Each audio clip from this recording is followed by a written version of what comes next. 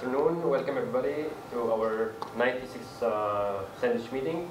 Today, Arvind, the holder of the Microfinance chair of Microfinance, will present his forthcoming paper on Hinduism and microfinance. So, hope you enjoy.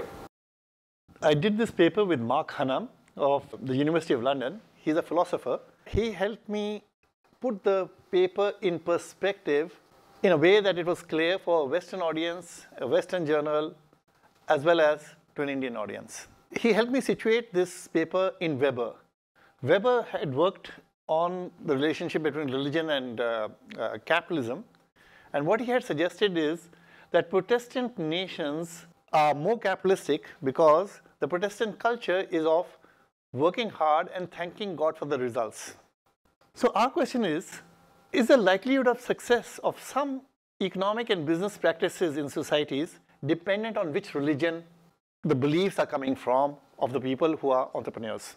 And specifically for this paper, whether the attitudes derived from Hinduism have supported the development of microfinance in India. So just to put everything in context, microcredit is being distributed to more than 200 million people, impacting about 1 billion people with a family size of 5 who are very poor people.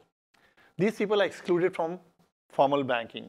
It's small loans, $100, $200 loans, in some countries $1,000 depending on the GDP per head. The ideology is to enable the people to buy a fishing net rather than the fish.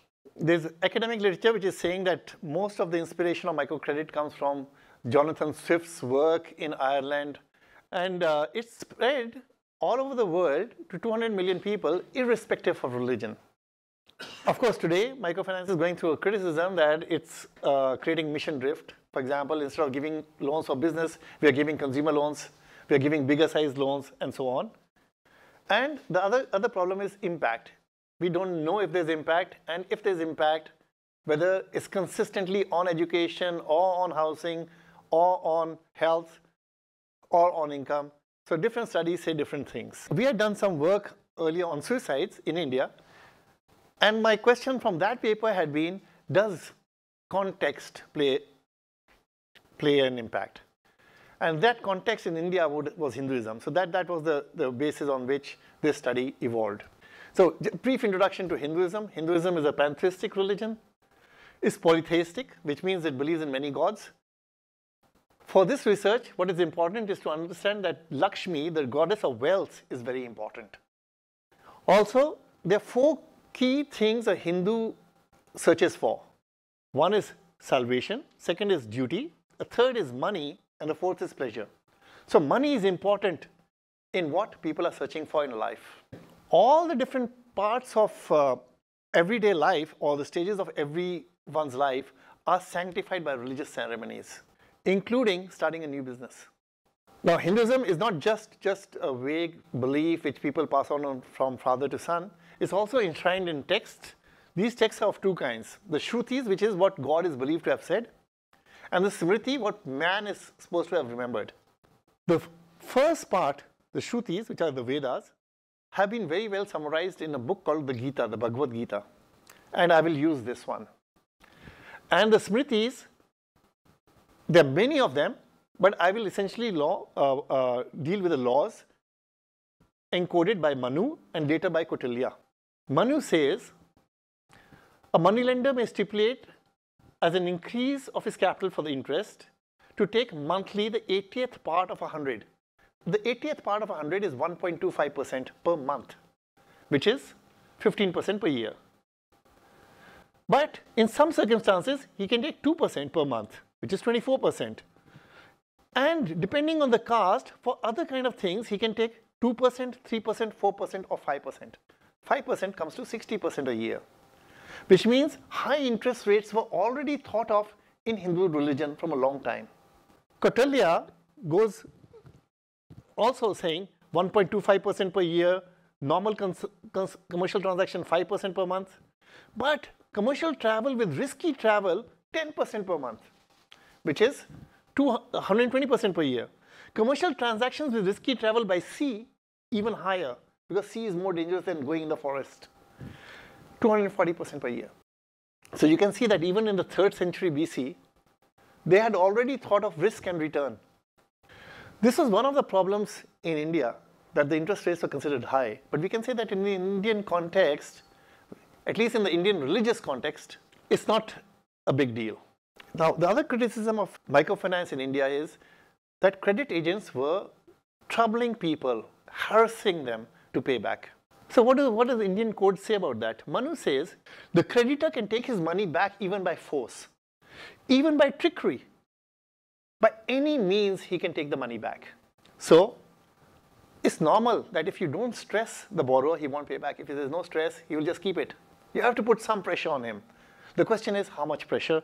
At least in Hinduism, whether you say by Manu or by Kautilya, you will find that all the laws were in favor of the person who was giving the money. The lessons from Hinduism for microcredit could be two. One is the right rule depends on the context. It depends on your caste. It depends on the sea, whether goods are being shipped by the sea. It's not one rule for the whole country or for the whole world. Your duty also depends on your context. So localization is very important as opposed to globalization. Second, for the king to rule, he needs to be educated not only in religious thought, but in political administration, agriculture and economics, and critical thought to distinguish the important between these. What it means is our students, business students in our school, need to be taught ethical finance to take into account local traditions and not just globally deciding what is ethical. What the Gita says, a different book, is forget experience, you lose discrimination. Lose discrimination and you miss life's only purpose. So your life's only purpose is to find out based on your experience on what is right and what is wrong. The second part of our paper focuses on one microfinance institution called ESC-Dijon, which is a Hindu faith-based organization. There's a Jain priest who heads this organization. Because people have faith in him and in the gods of his temple, they repay the loans. Because they pay back, interest rates are reasonable. When we initially started the study, he had 600,000 customers. Today, 2.4 million customers. Of the top 10 Indian institutions, 9 are for profit, but he is for an NGO. So they're doing well by doing good. But I wanted to question their relationship with the borrowers. They don't just provide capital. They are micro entrepreneurs. They are providing microfinance. But the same church builds cooperatives which buy raw material for all the people doing similar activities so that they get economies of scale for buying and give the material to this person. For selling the goods, they create a federation of artisan goods so that these people can sell to the federation who will sell. They have a separate NGO where their workers, volunteer or paid workers, go and give advice to this person, if he's a farmer, on how he can farm better. If he's an artisan, how he can work and improve his productivity. So in a way, it's a customer-centric vision where they are doing everything. Another way of looking at this same thing is ESC-Dijon all over the place. They give goods for processing to these people. They are the ones who are buying the material. They are the ones who are selling the material. So our question comes, is ESC-Dijon playing God? By doing everything for the person, are they making him totally dependent on them? We go back to Indian scriptures for the answer to this question. And what we find is Hinduism is about action. It's not about passive withdrawal. You have a message in the Gita which says action rightly performed brings freedom. Action rightly renounced brings freedom. Freedom from action is not brought by merely refraining from action. So you have to act, which means ESC-Dijon and the priest behind it has to act. They have to do something. Kautilya, what does he say? Man without wealth does not get it even after 100 attempts. Just as elephants are needed to catch elephants, so does wealth capture more wealth. Which means you need to give credit to people. You need to give them money for them to make money. So credit is very important. Which means Dr. Hegde is carrying out the spiritual injunctions of the Gita which force him to act, and as a head of a religious institution, he has to set an example to people to do well. Every action is wed to the welfare of fellow creatures, which means if he has to follow his duty as a priest, He has to do well for his people, whether it creates a dependency or not. This paper opens up many avenues for future research. One is going beyond microcredit. The same books which I have cited also talk about savings and guarantees. So you can talk about micro savings, micro guarantees, micro trust, and have another paper come out very easily. You can also go beyond Hinduism. We've done Hinduism, but it would be good to compare Christianity, Jewish, or Islamic beliefs. A possible future issue of some journal could be on what is the difference between leading by control and controlled leadership.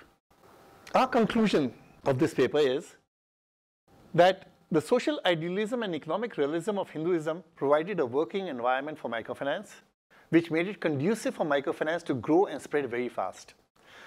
Microfinance entered India much later than Bangladesh.